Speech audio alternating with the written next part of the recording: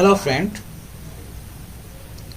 আশা করি সবাই ভালো আছেন। আজকে আমাদের আলোচনার বিষয়বস্তু হচ্ছে passive voice in IELTS writing. IELTS রাইটিংয়ে আমরা কেন প্যাসিভ ভয়েস ইউজ করব, প্যাসিভ ভয়েস ইউজ করার কারণটা আমরা দেখব। Actually this is not a grammar class. আমি এখানে দেখাচ্ছি না প্যাসিভ ভয়েস কি, অ্যাক্টিভ থেকে প্যাসিভে কনফার্মেশন কেন আমরা ইউজ করবো, এই বিষয়টা শুধু দেখব। আমরা জানি রাইটিংয়ের ক্ষেত্রে মার্কেটিং ক্রাইটেরিয়ার মাঝে একটা পার্সেন্টেজ হচ্ছে grammatical ranges and accuracy. এখানে 25% মার্কস ক্যারি করে। So you have to apply a wide range of grammatical structure to achieve a good marks. So passive ভয়েসটা আমরা এক্ষেত্রে কেন ইউজ করবো? প্যাসিভ ভয়েস আপনার স্ট্রাকচারে নতুন একটা মাত্রা দিবে। সো কেন আমরা প্যাসিভ ভয়েস ইউজ করি? Why choose the passive voice? To change the focus of the sentence. সেন্টেন্সের ফোকাসটাকে চেঞ্জ করার জন্য আমরা প্যাসিভ ভয়েস ইউজ করি। যেমন আমি যদি একটা এক্সাম্পল দেখি, অ্যাক্টিভ ভয়েসে আসছে ocean generates most of the oxygen on our planet. Ocean কি করছে? সমুদ্র most of the oxygen generate করতেছে আমাদের প্ল্যানেটের মাঝে। এখানে ফোকাসটা কি? ওশান। ফোকাস পয়েন্ট হচ্ছে ওশান। যদি আমরা এই ফোকাস পয়েন্টটা চেঞ্জ করতে চাই, যদি প্যাসিভ ভয়েসে লিখি কথাটা, তাহলে কি দাঁড়াবে? Most of the oxygen on our planet is generated by the oceans. তাহলে এখানে ফোকাস পয়েন্টটা হলো কি? Oxygen and our planet. So আমরা অ্যাক্টিভ ভয়েসে যেখানে দেখছিলাম যে ফোকাস পয়েন্ট ছিল সেন্টেন্সের ওশান, প্যাসিভ ভয়েসের কারণে আমরা ফোকাস পয়েন্টটা চেঞ্জ হয়ে গেল কি? Oxygen and planet. সো আমি যদি কোনো কারণে সেন্টেন্সে কোনো একটা বিষয়ের উপরে কোনো একটা টপিকের উপর জোর দিতে চাই, ফোকাস পয়েন্ট চেঞ্জ করতে চাই, সেক্ষেত্রে অ্যাক্টিভ থেকে প্যাসিভে কনভার্ট করে আমি চাইলে ফোকাস পয়েন্টটা চেঞ্জ করতে পারি। যেমন Alexander Fleming discovered penicillin in 1928। Focus point হচ্ছে আলেকজান্ডার ফ্লেমিং। সো এটাকে যদি প্যাসিভ করি, penicillin was discovered by Alexander Fleming in 1928, তাহলে ফোকাসটা চেঞ্জ হয়ে সম্পূর্ণ চলে গেলো পেনিসিলিনে। সো আমরা দেখছি যে ফোকাস পয়েন্ট চেঞ্জ করার জন্য বা সেন্টেন্সের ফোকাসটাকে চেঞ্জ করার জন্য আমরা প্যাসিভ ভয়েস ইউজ করি। When the person doing the action of no interest. কোনো পার্সন যখন কোনো একটা কাজ করে, সেই বিষয়টা সম্পর্কে যদি আমাদের কোনো ইন্টারেস্ট না থাকে, ওই বিষয়টাকে যদি অ্যাভয়েড করতে চাই আমরা, সেক্ষেত্রে প্যাসিভে কনভার্ট করি। We might choose to use the passive voice if the person doing the action is not of importance to the aim of our এসে। আমাদের এসেতে যদি পার্সন কী কাজটা করছে সেই বিষয়ে যদি আমাদের ইন্টারেস্ট না থাকে, সেই বিষয়টাকে যদি এড়িয়ে যেতে চাই, সেই ক্ষেত্রে আমরা এসেতে কী করি? প্যাসিভ ভয়েস ইউজ করি।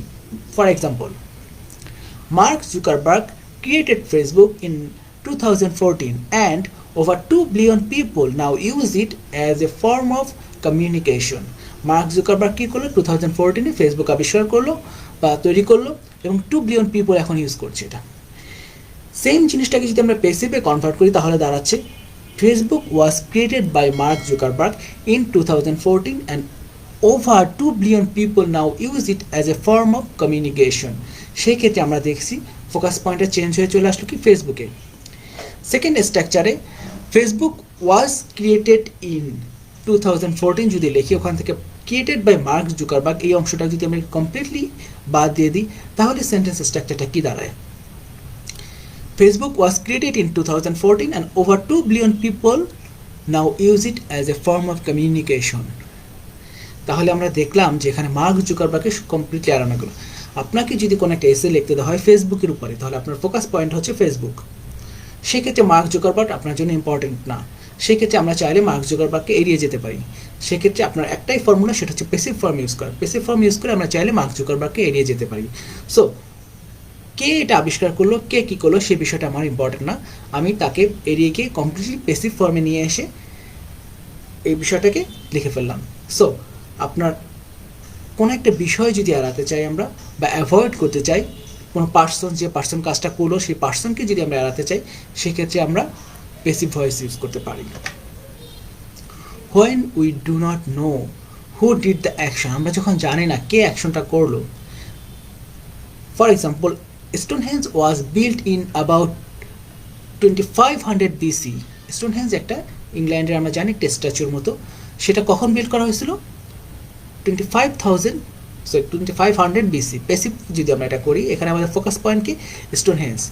We do not know who build it, for this reason the logical choice would be passive voice. এটা প্যাসিভ ভয়েসে লেখা আছে, আমরা জানি Stonehenge was built in about 2500 BC।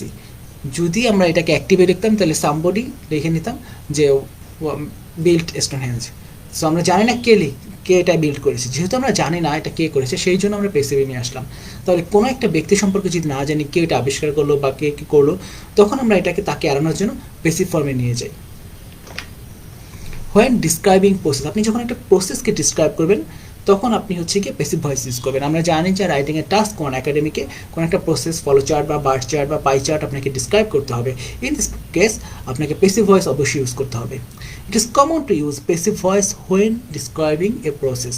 For task 1 academic, you have to write about a diagram or process. For example, the life cycle of the silkworm begins when eggs are laid on a leaf. When the larva hatch, the leaf is used as a food source. তাহলে এই যে এখানে একটা বলা হলো যে সিল্কওয়ার্মের life cycle নিয়ে বলা হলো, এই লাইফ সাইকেলের যেহেতু প্রসেস বা কোনো কিছু ডিসক্রাইব করছি আমরা, সেহেতু এটা পেসিভ ভয়েসে করলাম। সো যে কোনো প্রসেস বা চার্ট বা কোনো কিছু যদি আপনি ডিসক্রাইব করতে যান অবশ্যই আপনাকে পেসিভ ভয়েস ইউজ করতে হবে। The agentless passive voice, which means when you write about others people's opinion, it is common to use the passive voice, and we do not need to state the agenda by some people or by many people. যখন অন্য লোকের কোনো opinion আপনি যখন লিখতে যাবেন তখন আপনাকে পেসিভ ভয়েস ইউজ করতে হবে। যেমন আমরা জানি যে টাস্ক রাইটিং আমাদের লিখতে হয় agree, disagree or give your opinion, advantages, disadvantages, এই টাইপের এসে যখন লিখি তখন আমরা বলি যে some people believe that or others believe that, যখন বলি তখন in that case আপনাকে passive voice ইউজ করতে হবে। For example, some people use paper bags instead of plastic bags for environmental reasons. কিছু লোক প্লাস্টিক ব্যাগ এর পরিবর্তে পেপার ব্যাগ ইউজ করে এনভায়রনমেন্টাল কারণে। এটাকে পেসিভ করলে কি হবে? Paper bags R often used instead of plastic bags for environmental reasons. তাহলে এইখানে দেখেন আমরা কি করলাম, some people এই বিষয়টাকে এড়িয়ে গেলাম, এই বিষয়টাকে অ্যাভয়েড করলাম। সো পেসিভ ভয়েসে যখন আপনি আদার্স কোনো পিপলের মতবাদ বা ওপিনিয়ন আপনি যখন বলবেন তখন হচ্ছে some people who did that, এই টাইপের পিপলদের এড়ানোর জন্য পেসিভ ভয়েসে নিয়ে আসলাম। সো এটাকে বলা হয় অ্যাজেন্টলেস পেসিভ ভয়েস।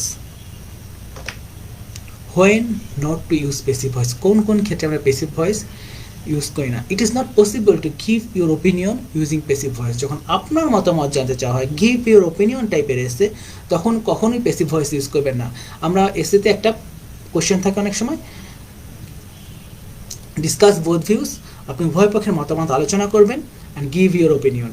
যখন আপনার মতামত দিবেন এটা কখনো ইউজ করা যায় না। বি সিরিয়াস, যখন আপনার কোনো মতামত বা ওপিনিয়ন দিবেন কখনোই পেসিভ ভয়েস ইউজ করা যাবে না।